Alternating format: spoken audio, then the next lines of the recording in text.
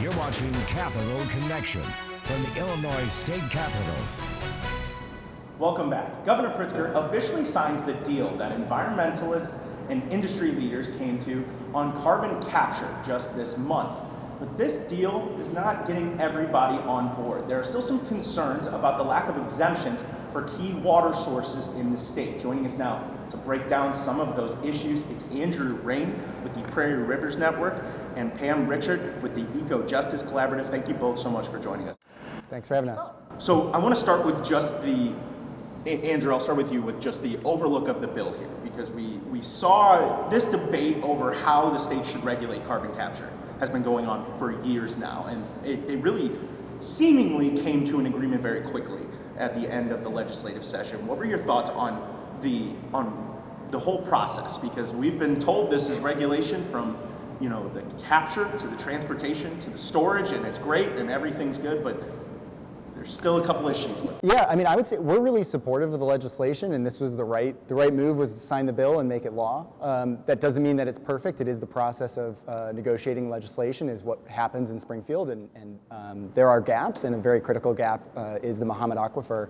But key protections, as you noted, across all three major components of the carbon capture and sequestration process, rules about pollutants for the capture process, how much carbon needs to be captured, all kinds of stuff on the pipelines, including fees, some information on setbacks that Pam can probably speak more towards, and then a sequestration permit that provides some rules around consenting and non-consenting landowners and what the rights of those individuals have.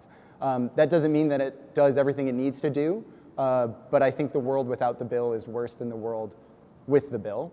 We just need to do a bit more now.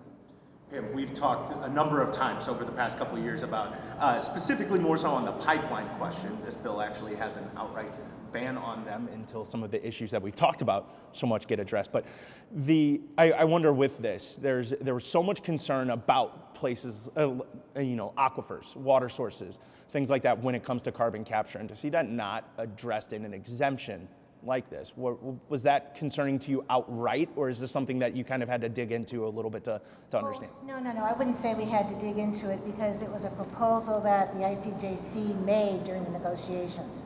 And that's because Mahomet is a sole source aquifer, which means that if it were to be contaminated, there would be no physically or economically viable alternative to the water.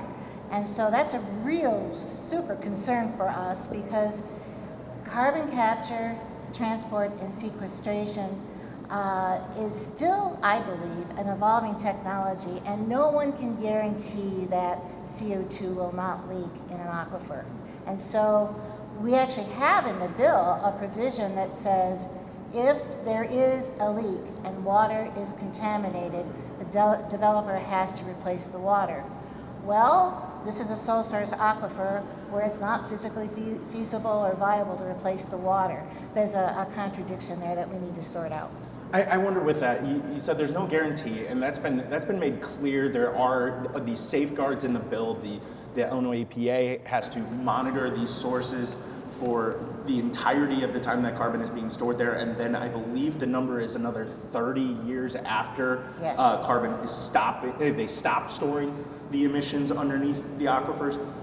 We've seen the sponsors of the bill will reference studies by institutes at the University of Illinois saying that there's really the risk for leaking into these aquifers is so small that an exemption just doesn't. It's not viewed as a necessity in that way. Obviously, that's not why it's in the bill. I guess this question is posed to both of you at this point. Is that just is this a matter of any risk is too much risk in this when we're dealing with an aquifer the size of Mahomet's? I would say the bill has. The bill says you need to provide an alternate source if you contaminate a drinking water source. The bill contemplates contamination of drinking water sources, right?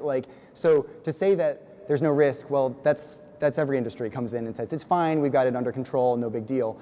We have examples, People's Gas being the really salient one, where natural gas leaked in the Mahomet Aquifer. So we know that this happens, and despite engineers' best intent, you have a leak that occurs. So the bill says you need to provide an alternate source. And the federal government says there is no alternate source to the Mahomet Aquifer. So where do we go from here? How do we reconcile those two things? The bill basically says that there either needs to be a ban, on a place where there could be no alternate source.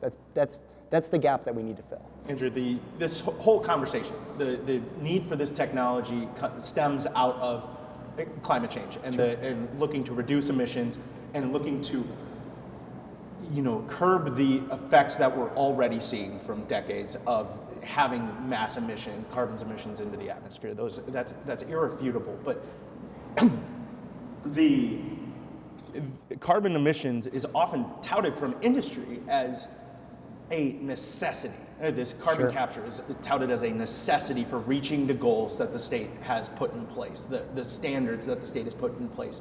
When we're talking about zero net emissions going forward into 2050, I believe is the time frame there. When we're talking about we've had so many conversations, we've had this conversation going now for years about climate change. Is it possible to have these sort of give and takes without risk when we're talking about these these massive changes, these massive investments, these massive strategies for tackling the problems that we've had for years? This doesn't feel like it's a strategy to solve climate change. We might need things like carbon capture in the future to address things like concrete, technology that it's really hard to, we're not going to stop using concrete, and it's really hard to use concrete without creating carbon. We don't need to have fossil plants stay online for another 30 years with carbon capture. We don't need all the ethanol that we're putting the carbon capture on. We're going to be transitioning to electric vehicles, and all that ethanol is going to have nowhere to go. So we're looking at putting carbon capture technology in a bunch of industries that we should just be transitioning away from. Instead, we're double downing on them. We could be putting, the money's allocated and spent, unfortunately, but we could have put that money towards renewables, towards upgrading our grid to have a modern transmission ready to move the energy around to where it needs to go, battery storage. There's so many better projects and technologies that we could have been focusing on. I don't think we need this for the transition, at least not the way that we're looking at it now and approaching it. It's really double downing on last century's technology instead of looking forward. I'm going to echo that, and I'm going to say that one of the things that I believe, I think I can speak for Andrew too, is that this technology keeps fossil plants going. You need to have a fossil plant to drive the carbon capture equipment. So you're either going to run an existing plant harder, or you're going to build a whole new one. And so you look at the life cycle analysis of that, and you begin to wonder, what are we really achieving here in terms of carbon reductions? There are much better ways. And I'm not here to fight what I think is happening here. That's not my purpose of being here with you today. But I do think what we want to do is call out the very risk to the water supply that we really think needs to be addressed long term. And we really should not be storing carbon under the aquifer.